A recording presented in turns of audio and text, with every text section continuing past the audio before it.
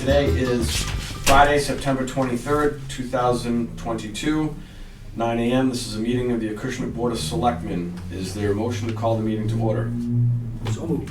Second. All those in favor? Aye. Motion carries. Please rise for the pledge of allegiance. To the flag of the United States of America, and to the republic for which it stands, one nation, under God, indivisible, with liberty and justice for all. All right, we do not have minutes that need to be approved. We do not have meeting mail. We do not have any appointments. Really, the main purpose of this meeting is to go over the town meeting warrant. We'll get to that after our, just a couple housekeeping items.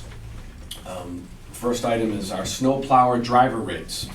Gentlemen, in your packet, you will see just some historical background that we had looked to address the issue of lack of snowplow drivers. It's a common theme around many municipalities. It's very expensive for a snowplow, for someone to now plow between insurance and maintenance and blades. So like with any other business, we've got to address the shortage of workers. But we looked to, in years past, we took this issue up December 8th, 2020. We took the issue up December 30th, 2020. And that was too late, right? So now we're in mid-September. The time to do that is now. I know Mr. Kelly has met with the DPW director. And I think what we're seeing is we've got to provide as many options as possible to our staff to attract snowplow drivers. I know, Mr. Gasper, you've got a lot of experience in this arena, not only on the insurance side, but what it takes to do the plowing itself. The state rate seems to be the guidepost for this stuff, but I think we can do better than that, possibly.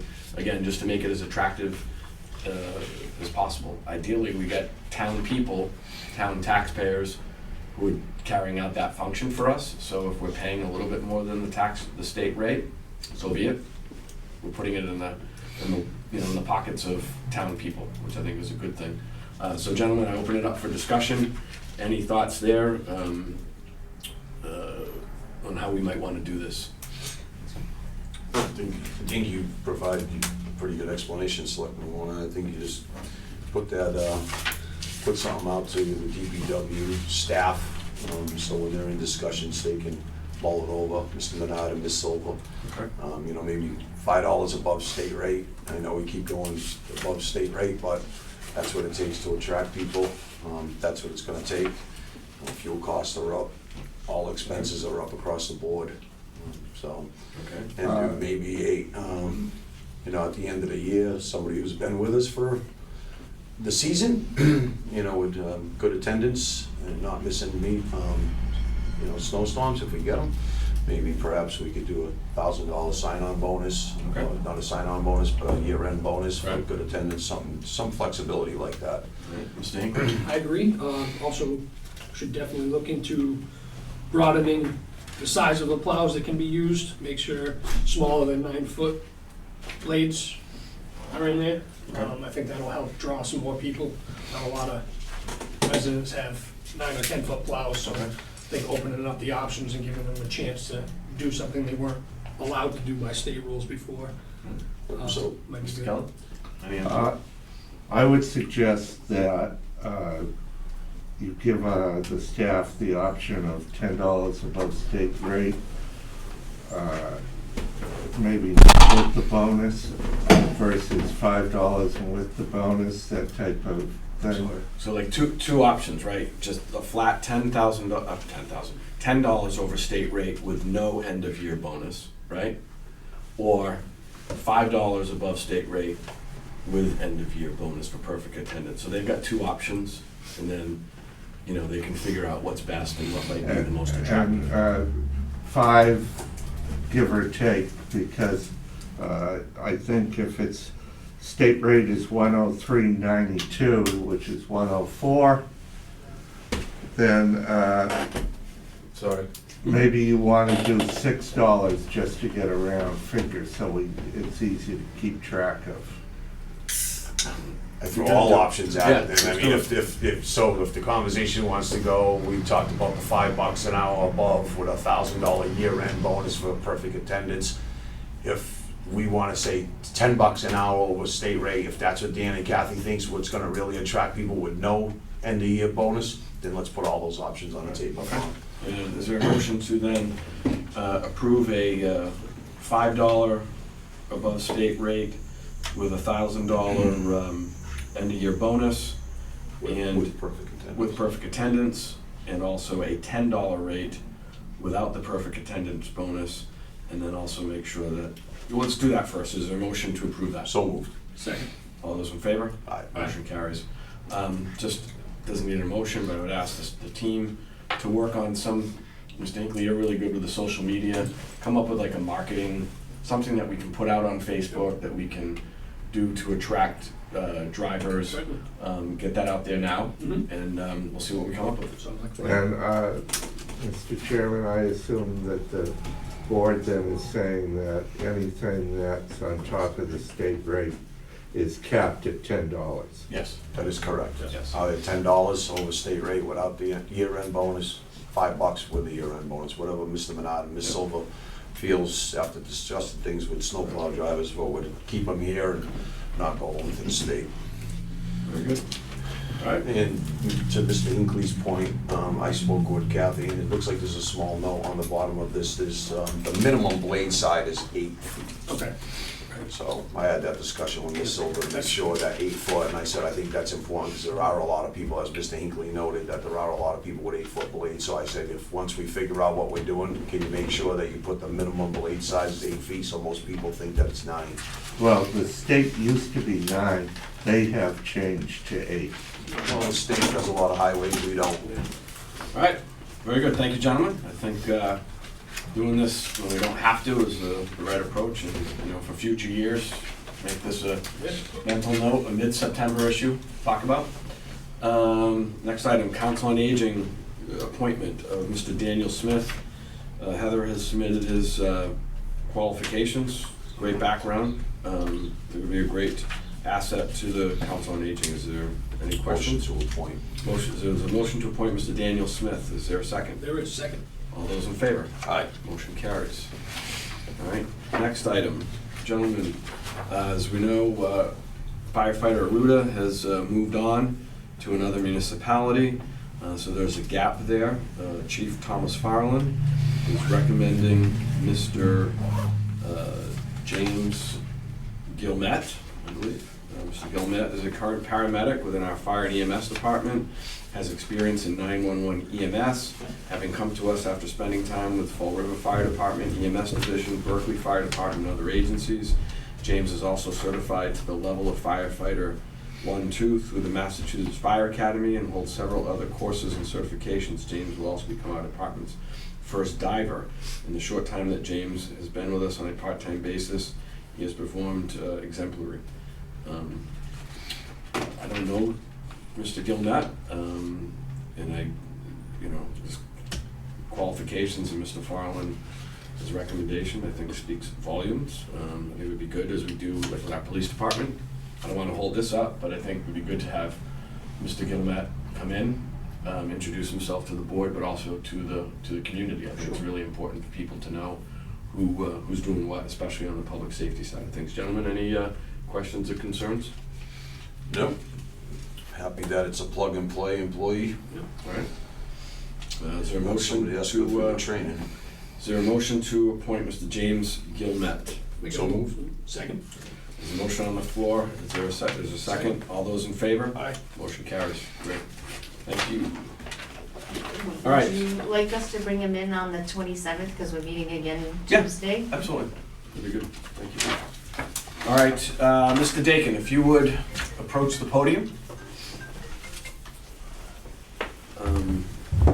At our last meeting, we did a pre-read of all of the articles before us. For those of you who are watching, Mr. Dakin is our town moderator.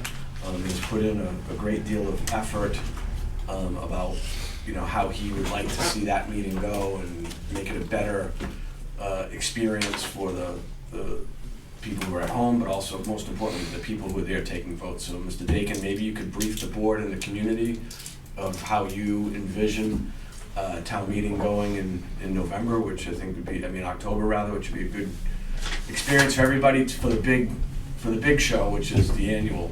So, Mr. Dakin. Thank you, Mr. Chairman, members of the board, Mr. Kelly, Town Administrator. We've had several meetings led by Mr. Kelly to accomplish the end that you just referred to. And basically, it's to make the town meetings a more enjoyable experience for, not only for the residents, but for the members, town officials. Part of that is making the articles easier to understand, an explanation somewhere within the article that explains in lay terms to the people just what the article means.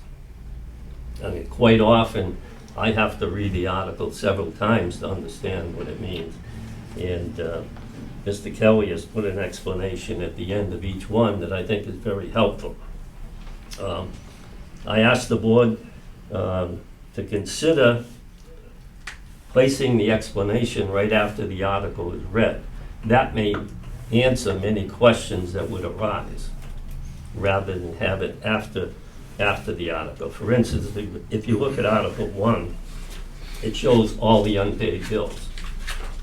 There may be some hands raised with questions, but if the explanation is read up front, there may be no questions and move the meeting along a little faster. I don't know what the board's thoughts are. I think that's a good idea. I think it's a great idea. Another thing has happened at the May town meeting is we issued colored cards to the registered voters only. And I think that makes it easier for the votes to be counted. It ascertains to a large degree that non-voters aren't voting. Again, as our predecessors, my predecessors have done, we had non-residents and non-voters sit to the side or to the rear. The only exception would be the, town employees and department heads. So that's basically where we are. Okay, great. And look, we want to provide as many resources to you, Mr. Dakin. I think part of that too is letting people know when the meetings are, when town meeting is, and really working on that. I hate to keep leaning on you, Bob, for stuff like that, but I think as a board, if we can utilize each other's skills and strengths, you're really good on the social media stuff. Already So put some maybe you stuff can- out in regards to town meeting. Good. Right, just keep that, going, and we can figure out how to, we'll get this article, this warrant, once it's approved, get that out on the, social media and the web, links to it and all that stuff. I think that'll be really good. We want as much participation as possible. Mr. Chairman, Yes. I would just ask if Mr. Inkley's gonna be doing things on social media that before he posts it on behalf of the board, it goes through the town administrator. Absolutely. Yeah, we can come up with like a stock, Yeah. from the Board of Selectmen, something like that, right? And it comes through that account, so it's not really tied to any one person per se, right? It's just a standard post. We can release everything right through the town's page, and I can just share it from there. Perfect. Anybody else can. Awesome. Mr. Chairman, if I may add, we're attempting to upgrade the public address system there as Oh, well. good. Because the last meeting I know was heavily attended. People that were near the end of the auditorium said they had difficulty hearing. Okay. So Nick has, I don't know where Nick is, I thought he was. In the here. closet. He's in the closet. He's in the closet. We haven't I won't tried touch that one. Nick's working with the school department to find a way to upgrade the public address system. And the one thing I think we could improve on that's significant, if the board could encourage town council to get the completed articles back to us sooner, it would greatly Right. Okay. streamline. Mr. Chairman, we've noted Mr. Dakin's concern, and so we've sent the draft warrant to town council, but staff has already started to draft the motions, so we don't have to wait for town council to draft the motions. He will just, if it needs to be tweaked, he'll tweak them, otherwise he'll just approve them. And we won't have to, like the last time, have motions arrive on the Saturday before town We meeting. can't have it. Again, I'm spitballing, this is a Nick question, or maybe a Bob question, but, town meeting goes out, we broadcast it, I don't think it's out, I don't think it's broadcast live, is it, on 18, but, No. I don't know, maybe there's a way to partner with, like, All Things Acushnet or somebody to do like a Facebook Live, We don't have to do it for this one, but maybe something to think about, right? Like, let's use the capabilities available to us, because if people are able to watch it on their phone, they may say, oh, I gotta get there, or it's just another way of educating people, right? Like, I love Channel 18, but so many people now stream, they've cut the cord with cable, they don't have access to Absolutely. 18, so maybe there's a way to do this, in a manner Well, that. I would expect if we get the funding for a fiber optic Yeah. project, then that would be a moot point. Awesome. It would go instantly. Great. All right, so at our last meeting, we did a pre-read of all the articles. Since that point, I know my colleagues have studied them and examined them and met with the town administrator. So gentlemen, in the interest of just time, I think the real discussion will revolve around the zoning articles. But if there's any spending article that sticks out, let's pull those out, and then we can address those on a one-on-one, So gentlemen, I would ask that we do that, and then we'll just do one big motion to approve, the overall warrant. I have some concerns, some questions on Article 2. All right?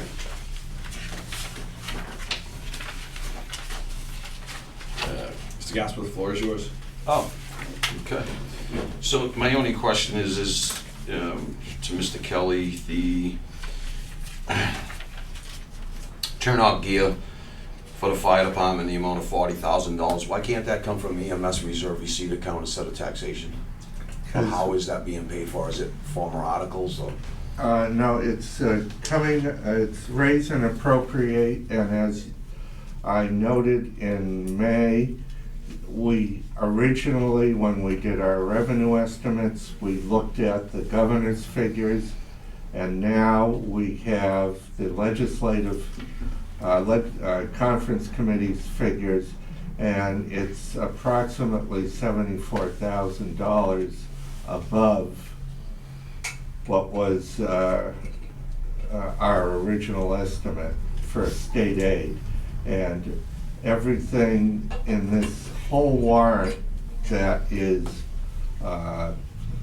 deals with raise and appropriate is under $60,000. So it's just using the difference in the local aid figures. Okay. And the reason we're not going to the other fund is because we still are waiting to hear on the grant for the breathing apparatus. And if we don't get that grant, we're going to have to use that fund to pay for the breathing That's like apparatus. 300 and a quarter for the Yeah. breathing apparatus. And the Acushnet Public Schools, the roof, the debt service, we talked about using solar revenue for that. This is, what we're doing is because the school choice state assessment and the, was also in the school budget, it's really a transfer where we're using a chunk of the 136,788 to do the short-term interest for the school roof. When we go out for the bond, we'd be using then the solar fund for that. Okay, that was part of that double taxation for all these years though, right? Correct. So I'm always about giving back to taxpayers some money. That's why I bring it up. Because this way it's not going back anywhere, just being spent again in a different place, right? Well, it's because when the school presented their debt figures to town meeting, they did not include the school roof project short-term interest. Okay, thank you.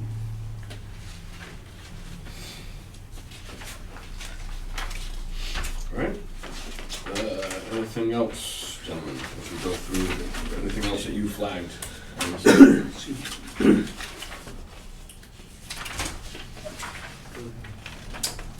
Article 8, Article 8, Mr. Hood, floor is yours. just have some concern with, we'll get to this one here. The Buzzards Bay Coalition land purchase. Being the fact that you can't even access this land through Acushnet, you have to go through another town to get there. Okay. I just don't know if it's an appropriate time to hand out $85,000 to protect land that's not being used or violated. I don't know if that's an appropriate use of these funds at the moment. In the future, it could change, but right now, I don't think it's necessary. Okay. I concur. I also think that we can use that $85,000 on a lot of other community projects. I mean, if you look at the tabled items, you know, you got some fences, church floor repair for Perry Hill that were tabled, but in the future, it'd be a lot easier to keep up with that if, you know, that went to reserve and we could do it next meeting. I feel the same as far as that $85,000 when he made his presentation. Mr. Dakin even brought up the point that we do not have access, and he showed us maps, and we do not, and it's actually there to preserve, and I'm all about preserving open space, conserving that. However, we don't have access, as Mr. Hinckley said, we don't have access to, and I don't think that the taxpayers of Acushnet should be spending money to protect somebody else's watershed, so. Is there a motion to strike the Buzzards Bay Coalition request? So moved. Second. All those in favor? Aye. Motion carries. Mr. Chairman, Yes.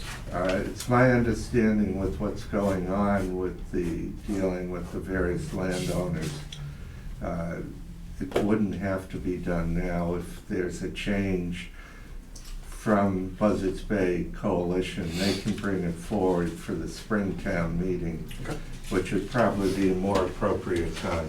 Okay, sounds good. Great, thank you. Thank you for flagging that, gentlemen. On Article 8, Yep. I could, with the town administrator under $12,000 for administrative fees on CPC plan administrative costs, I would just ask that the town administrator is gonna have that money and spend that money. It comes through the Board of Selectmen first before it's expended for approval.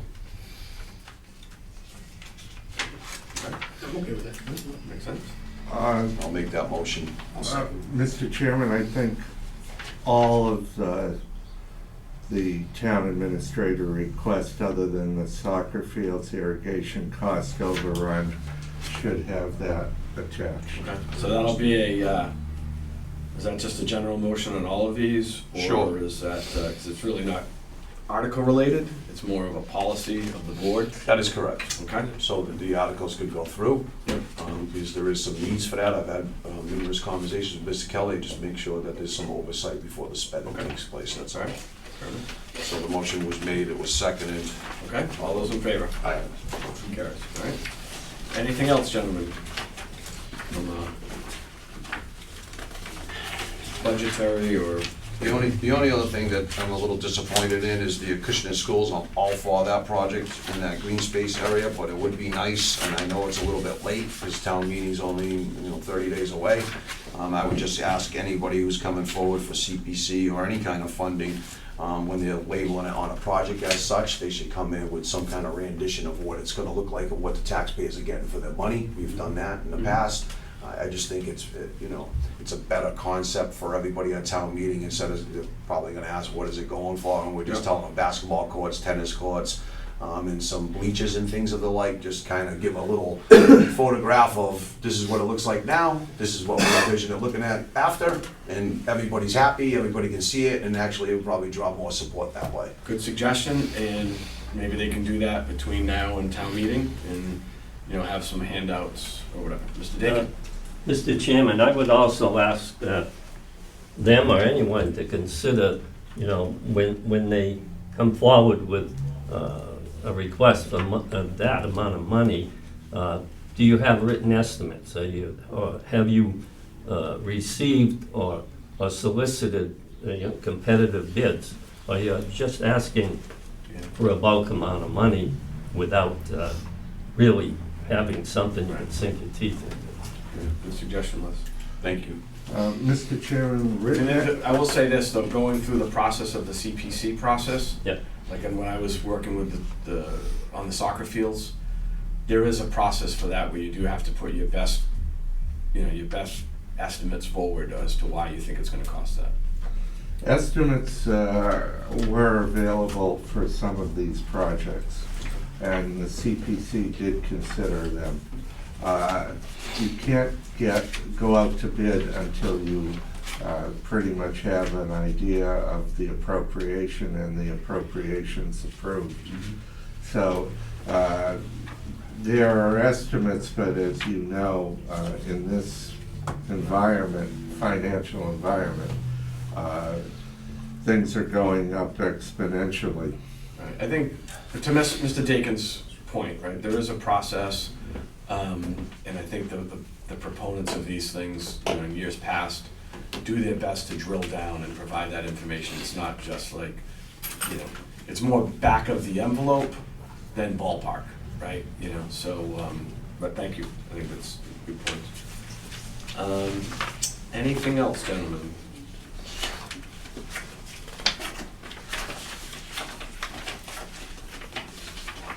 Not on those articles, now that we've got the planning board, zoning related articles, and you can ask Mr. Pimentel and Mr. Francois, Mr. Phillip, right? Yeah, who's gonna make those presentations. So why don't we start off, I think one that I'm excited about is the large-scale ground-mounted solar. I think that's an important one. As you recall, where solar started out in town several years ago, with really good intentions to, look at it as a way to slow down like residential growth. But what's happened now is the pendulum has swung to where it's becoming negatively impactful, with cutting down forestry and Out of control is a nature. good Yeah, it's word. out of control, right? So I think this board was ahead of the curve to adopt the moratorium that we did to, not only signal to the residents that we were on top of it, and I know some other towns, I think Rochester, some other towns have pointed to Acushnet for adopting the moratorium, which gives us now the ability to have this conversation. So we'll turn that over to you, Mr. Francois and Doug. You can just, I don't think you have to go through every point, but just give us an idea. Really brief about it. Yeah, before Doug goes through the bylaw, prior to me coming on, and right when I came onto the planning board, it was a little hectic. There was a lot going on, and there was no real guidelines of what they couldn't do, what we could enforce, couldn't enforce. Yep. It was kind of hectic. Doug really, in my opinion, did a really good job, looked at surrounding towns, took pieces from other towns of what they're using and adopted some of those. And now I think what we have here is a really good set of rules that we, the planning board, can go by, and anybody coming in to put in a solar field can go by. If I could just want to highlight in the purpose and intent, and I think this is the North Star, this is why we're doing this, right? It's to minimize impacts on an undue disturbance to neighboring landowners, including from noise, traffic, lighting, smoke, fumes, dust, odor, glare, stormwater runoff, or the unnecessary removal of trees and the destruction of natural habitat. I mean, that sums it up. Exactly what we're trying to do here. So, go ahead. Yeah, so I'll just touch on I think what the major points are. So this is to hit any solar fields that are 200 kilowatts or greater. Right now, the smallest solar field that we have permitted is about 500 kilowatts. So that would be half a megawatt right now. Additionally, I think the big thing that we're looking at is the lot size requirements and the setbacks. So it being a minimum lot size of 3 acres, 300 feet of frontage, and then 150 feet of rear and side setbacks really protects the surrounding neighbors that are dealing with these. We do have solar fields permitted currently that the fence line of that solar field directly abuts the property lines, so this would significantly set that back. I've included some other, I guess, control measures within it before any developer is to come in. We're looking at starting to utilize some pre-submission meetings with department heads so they can put feedback in before a solar applicant actually goes forward with any sort of project like this. Once they do have a pre-submission meeting and department heads have an opportunity to put input in on the project, then they present to the planning board with their concerns. Planning board will set a fee, more or less, to address the engineering costs of what the project's gonna entail for a third-party review. As part of the site plan details and applications, there were some significant things I did look at and what other communities were doing. And this wouldn't be as restrictive, it's just more of one of those other things that gives a safety net for the community overall. So a glare assessment, what that looks like from a 500-foot radius, noise assessment. So at the loudest point of construction, what is that going to sound like for the neighbors and surrounding community? At the quietest point, when the solar field is running, what is that going to sound like? Additionally, there would have to be visual renderings created from the nearest abutting property that would be submitted to the planning board at that time as well. I know we're moving towards a green future, and Massachusetts is really pushing for green renewable energy at this time, but we're seeing numerous acres of land clear cut just to get to that point, right? So one of the things I did look at is, okay, what can we do to preserve the trees that we currently have? It's very difficult for us to be able to put a monetary value on the trees that are being removed. So what I saw fit and what I've seen in some other communities is, okay, any trees that are 12 inches or greater in caliber, instead of completely removing them from the site and removing them from Acushnet as a whole, they would have to replace them from the site, put them within their buffer zone, or they would have to identify another location within Acushnet and place the trees in another location of Acushnet. Beyond that, there's some specific things in here regarding, like I said, minimum 3 acres, 300 feet frontage. That really limits where you're actually able to build a solar field within town. Yeah, Kevin. No, I'm just, you've said it a couple of times with a minimum of 3 acres, and when you do that buffer, the 300, 150, that comes out to 3 acres. So it's technically probably a much larger parcel, right? Because then you have to be able to put the solar panel array somewhere in the center of that, right? Yep. So 3 acres is really the buffer, right? Yep. If you do the calculation. So my question is you got minimum for anything larger than 200 kilowatts? What size of land tract do you need for a 200 kilowatt solar field? Do you know, based on what we have? You said the smallest one we have in town now is 500 kilowatts, so roughly half of that. Yep. So what kind of acreage is that 500 sitting on, just the panel alone with everything? With everything, so that one's off of Nias Ave, and I want to say that's 2 to 3 acres off the top of my head. the size of the field. The size, yeah, so it's 2 lots and it's been combined into one, and it's about 2 to 3 acres to establish the necessary. So you're gonna need like 4.5 acres before you can even be considered to have a solar field, right? More or less. Yeah, Roughly. right, roughly, yeah.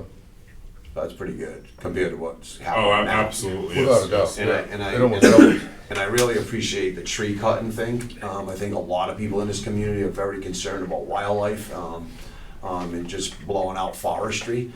I know the state says we want to be green, but, you know, solar panels, we're never gonna be 100% dependent on solar panels in the Northeast, just because of the nature of the beast, Yep. to produce electricity. And if you know, it's all about carbon, right? So you wipe out trees, guess what absorbs carbon? Yep. Just saying. So, you know, being green is one thing, but when you're allowing somebody to go in and wipe out 20 acres of trees, what is that really doing? I mean, what is this giving you versus what the amount of carbon you've taken out? The Right. trees you've taken out to reduce that carbon footprint, Absolutely. you know, it's null and void. So, you know, I know the old bylaw said something about 6-inch stumps. It doesn't give any clear-cut regulation on what we're supposed to do with anything 6 inches or greater, and that's why I feel like this I really think the hits 12 on that. inches is great, Doug. I think it's, you know, I looked at this and I've spoken to some folks that are kind of in the business of regulating these kind of things, and they've told me that, you know, you got something pretty good on your hands right there. I know that I was looking, first thing I was gonna look for is the setbacks. So that's great stuff. This has been done, these setbacks in other communities. You said you picked away at a few different communities. Yeah, I viewed it what some other communities have done. I know Hopkinton was the one that was most recently approved through the Attorney General's office, and there was a 2 to 3 page response into the approval of that, and the little, I guess, reservations that the Attorney General had, and just precautions of, okay, this might open you guys up for litigation through one of the solar fields. But as far as I've been able to do research, I haven't seen a community with a restrictive bylaw, more or less, have an issue with that. This just creates clear-cut regulations. Okay, like you have an engineer coming in, we want to do a solar field within Acushnet. This is the boundaries we have to work in, and these are the viable parcels for it. So I think it's great compared to, unfortunately, what we've had on the books all these years, and Yep. you know, we're a little behind the curve because there's so many of them been put in. But it's better late than never, right? Correct. The only other question that I have for you is, what is your definition of a way? So Because it that's, uses that language inside here, and it doesn't say road. Yep. It says way. So what is the definition of a way? What is, if somebody's trying to get to this parcel of land? So it's clearly defined in Massachusetts General Law, Chapter 90, Section 1, and it's something that the planning board reviews when we're accepting A&R plan of land, what is acceptable for frontage and considered a way. So a paper street wouldn't be considered a way.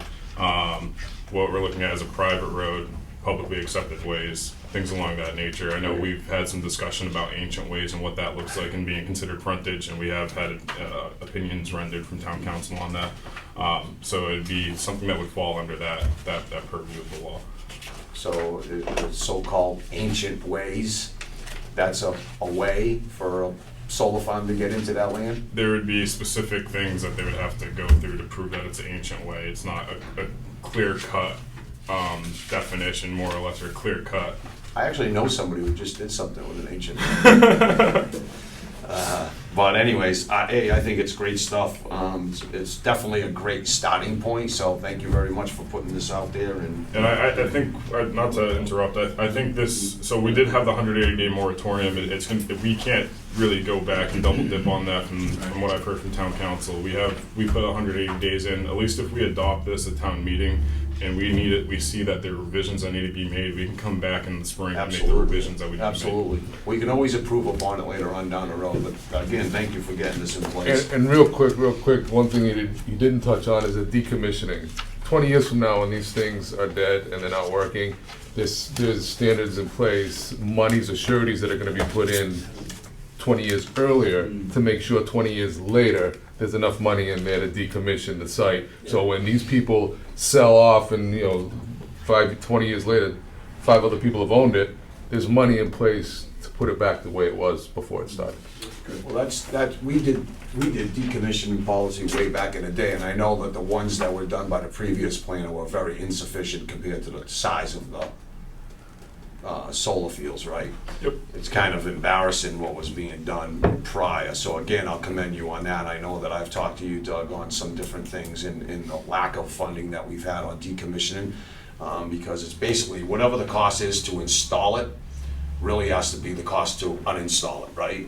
It's not just that, it's all the site work that gets done in restoring the site back Correct. to its natural state. Correct. So the big thing I looked at, and I think we really did a good job on this previous one that we just had decommissioned. It was the largest one we have permitted right now. They were trying to propose a certain amount. We notified them there needs to be a 20% escalator on it, and they included a 20% escalator on it. And that figure came out to almost $1 million that they had to post to the town in order to decommission the site. Good stuff, though. So, The only other question I have is there any, and I didn't get to reading through everything, and even if I did, as Mr. Dakin said, sometimes you have to read things 2 or 3 times to understand it, is transfer of ownership. Is So- there a protection there that everything stays in place for a transfer of ownership? so I think that stays pretty consistent overall as it goes to transfer of ownership. What falls under that special permit carries over to the new owner. So I've included a annual assessment yearly that needs to be submitted to the planning board that provides an energy assessment. So every 12 months we receive an energy assessment showing to the planning board and the town that the solar field's in good operation. So if at that time the solar field does change hands, we get notified at that point. Beyond that, they also have to notify the assessor's office once they do sell the solar field. So we actually just had 2 permitted projects that were sold, and they notified myself and they notified Kelly that the project was sold. And And a maintenance plan too, that all That's that all all sticks included. and stays in place, right? Correct. Excellent, thank you. And the surety transfers. And, Mr. Chairman, prior to the present executive team, finance team, you were not allowing bonds for surety. We've changed that. So that is one of the ways that Doug was able to, and the planning board, demand the $1 million bond, because prior to this, for ease of recording, let's say, the treasurer collector's office was only accepting cash. Okay. A lot of money Alright. goes So, for money. Alrighty then. All right, next. If I can just. Oh, yeah, I'm sorry, Mr. Hinckley, my I just want to apologies. thank the planning board and the town planner, Doug, to go from a moratorium to an extremely well-drafted bylaw from spring town meeting to fall town meeting, is a good example of how boards and, staff should tackle this job, and I think you guys did an excellent job, and I just want to say thank you. I appreciate that, but Thank you. 100%. Hey, I know you guys are a good team, and, we have, Doug shared this with me the other day, and the protections put in for the residents of this town, I appreciate that as a resident of this town. Thank you. I think you did an excellent job on it, so thank you. Thank you. All right, Doug, do you have any other, is it Article 13? Is that yours? That's the other rezoning article we have. I'll kind of introduce it. This is the rezoning article of Bradford Street. Okay. Basically, I think, right now, the village district goes right through the center of Bradford Street. We're just looking to rezone, so it goes to the opposite side. It's gonna allow for 3 more lots, 4, excuse me, there's one there, It's now, 3 for an additional 3 lots.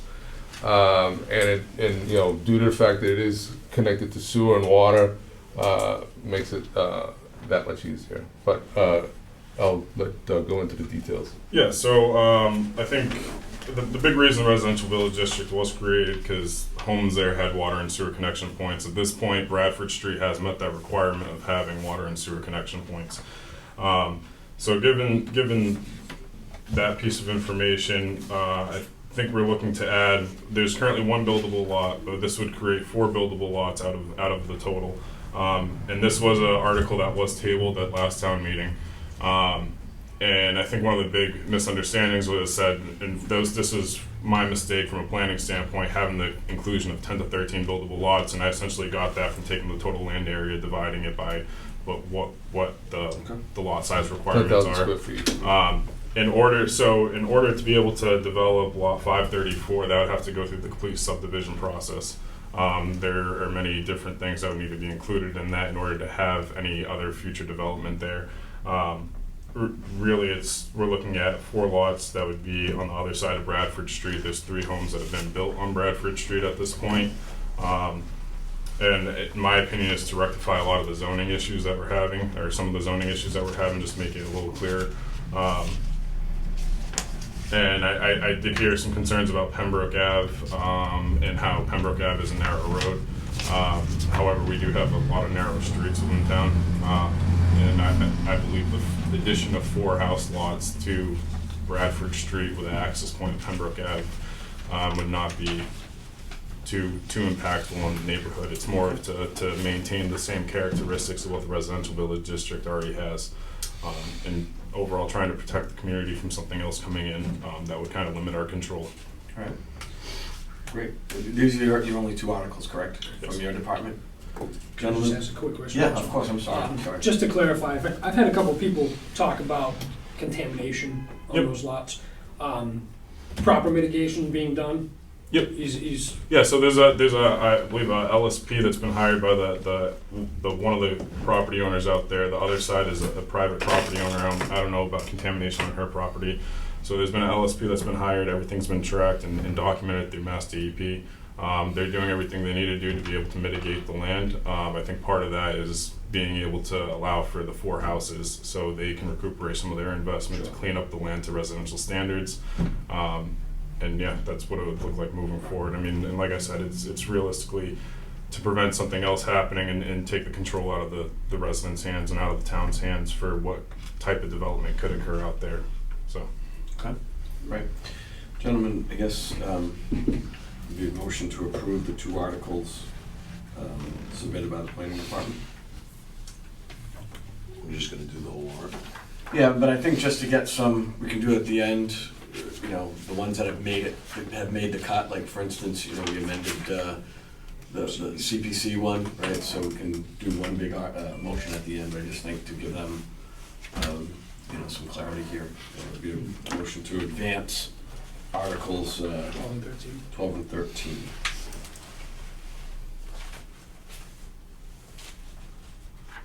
So moved is, you know, I think you brought it up, right? It was already, Second. the one for the rezoning was already there, so. Yeah. You rolling the dice? We'll roll the dice, would you? I mean, I see 3 potential options here. So we move forward, a town meeting gets rezoned, and we get 4 house lots out of it. It maintains the characteristic of the neighborhood. It doesn't get rezoned, and it stays residential A. A developer moves forward to the 40B process, and that goes through the state. That takes out any sort of local control. And that would be potential 30 to 60 units that would go on that property. Alternatively, there are steps that could be taken where the property does get abandoned. And if the property is abandoned, then the town takes on an abandoned piece of property that is contaminated, and we start getting fined from DEP or EPA. All right, so there's a motion and a second to advance these, include part of the overall warrant. All those in favor? Motion carries. Doug, Mr. Francois, before you go, just want to put this on your radar. So look, you know, a big component of your function is to react to things, right? What's going on, and then come up with a plan. But I think you're called the planning board, right? And so after town meeting, once we get through that, and the deck is clear, I'd like to invite you in to talk to us about what your plan is. Like, what are you doing? What are you working on? Are there things that should be on our radar?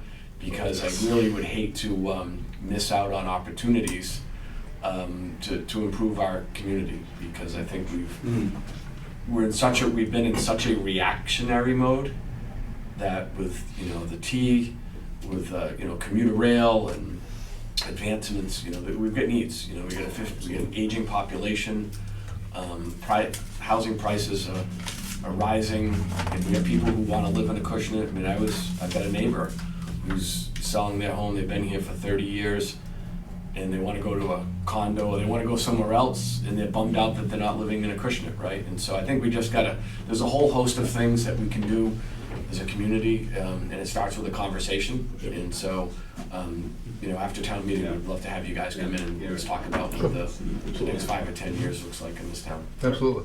Thank you. Thanks, gentlemen. Thanks, guys. All right, next article is, I guess, the stormwater bylaw. Who's leading that discussion? I can if you want. So Mr. Hannon here, you want to frame the issue? I know this is from last town meeting, right, as well, with some issues? So, I haven't been given a copy of the bylaw that's in play. I've asked 3 times for a copy of the bylaw. Maybe I get it.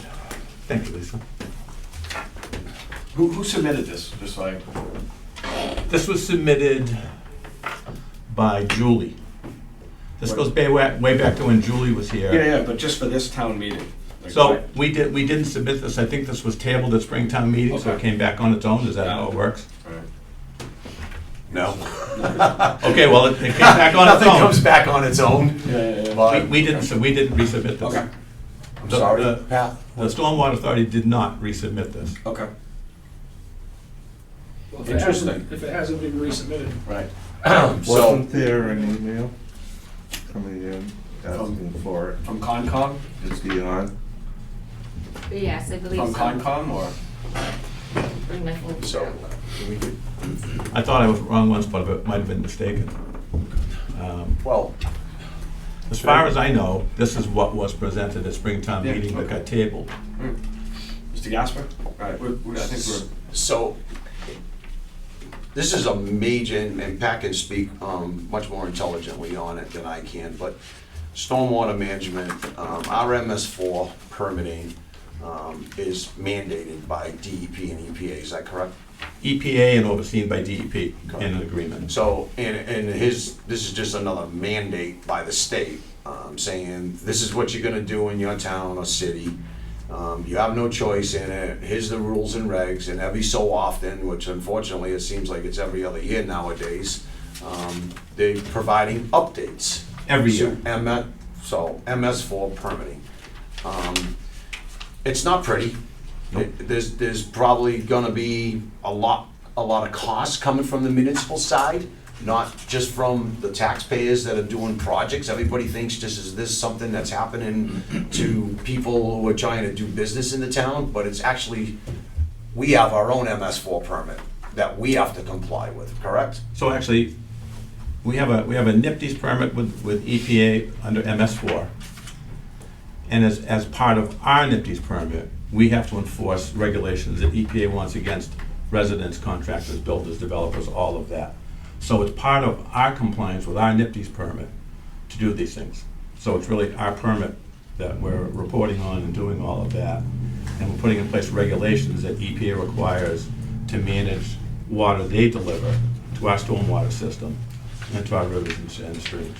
So with that said, a few years back, I spoke on stormwater, that it wasn't being enforced, our bylaw that was on the book since 2007. I know more about the town's MS4 permits that went up to DEP, and looked at some of the things I brought into question on some of the things as well. The problem I have with a bylaw today to go to town meeting in 30 days from now is, and I criticize this from the previous conservation agent, and I'm sure Mr. Hannon knows a lot about this by reading the DEP stuff, is there should be public outreach sessions, and to educate, because there's, for our own sanity, which the town should have to be part of this kind of tutorial thing that, so everybody understands their role, especially DPW, correct? And then you have industrial, you have residential, and then you have commercial. And that public outreach needs to be done. Whether anybody attends, we, the municipality, have a commitment to do that, public outreach. Requirement. A requirement. And as far as I know, we've never done that. So, my problem is when somebody puts a bylaw, whether it's planning board or it's gonna be stormwater or anybody else where we're changing, or ourselves putting a bylaw on, it needs to be well vetted. People in the community really need to understand what it is.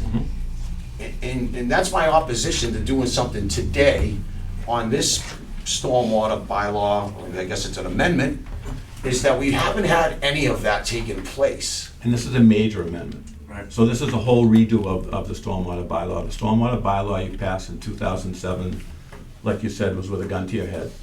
EPA said, approve this at your town meeting or you're gonna get a penalty. And they approved it, but no one really took the time to read it. And it never got enforced, no stormwater permits were ever issued. When other enforcement actions popped up in town, this became apparent that this was a gap. And we brought in Conoco engineers and scientists who does the MS4 work for DCR. They do all their certifications and all their inspections for stormwater. And they brought us a template that's used by other community stormwater programs where you fill in the blanks for your town. And that's what this is. And this brings you everything that EPA requires up to year 4. So it was a 5-year permit, certain requirements for year 1, year 2, year 3, year 4. We're just gonna file a permit. Our answers and our report for year 4 in October. But just so you know, for year 5, it's a redo of everything. It's a giant lift, and it's gonna be expensive. I recently did a stormwater presentation for the Conservation Commission to show them what was involved in this and just what a big deal this was, and that maybe they wanted to send it back to the planning board because it's a lot of work. So Pat, I think you're onto something, Mr. Gasper. I know how you feel. Mr. Hinckley? Well, I agree. I mean, just to learn some stuff about MS4, I spent some time on the mass.gov site over the last week, and there's 6 guidelines you gotta follow to be MS4 compliant. And like Mr. Gasper said, public information sessions are a big focal point on that. And, you know, I have no problem with being compliant. I wanna be compliant, but it needs to be done the right way. Okay. So we are compliant as far as other terms because the public sessions couldn't be done because of COVID. Yeah. And that's everyone's response, that it couldn't be done with COVID, we're gonna do it in year 5. And that is the intention with those folks. So here's what I would suggest based on hearing everything from my colleagues. I would ask that we strike this, not include this at the town meeting, at the upcoming town meeting, and then reconvene and then create a like a stormwater advisory group made up of, you know, it's just sort of ad hoc. Commission is, I understand, but it's ad hoc in nature where, you know, and we've done this in the past. Again, we don't have to do this. This is just for consideration. You know, members of the business community, community members at large, or what have you, to work hand in glove with the boards, and then come back with a recommendation well in advance of a town meeting, right? But and I understand that, but just understand that a lot of this is a mandate. I understand. These are mandated things that we have to take the pill and say that that's. I don't what we disagree feel. with that, Pat. The whole Yeah. point is to put an apparatus, Yep. so nobody then can say, well, this is just driven by the stormwater agent, this is just driven by the conservation aid, you know, that we've got some buy-in, Yeah, they're not. and again, it's But- just a concept. but while The you're bottom line focused- is, we're not gonna send this to town While you're meeting. focused on this, and everybody's, you know, has their attention, there's a lot of money involved in this coming up I'm sure. in year 5 and moving forward. Most towns don't use money from taxation for that. There are fees. And part of the presentation I made to the commission was, in 2007, when this was passed, they have the ability to make different permits Yep. and different fees, and they've never been done. Okay. The Stormwater Authority doesn't even have a revolving fund to put those fees into use. So that's a big component for the town, and compliance is a big component for EPA. yeah, this, so.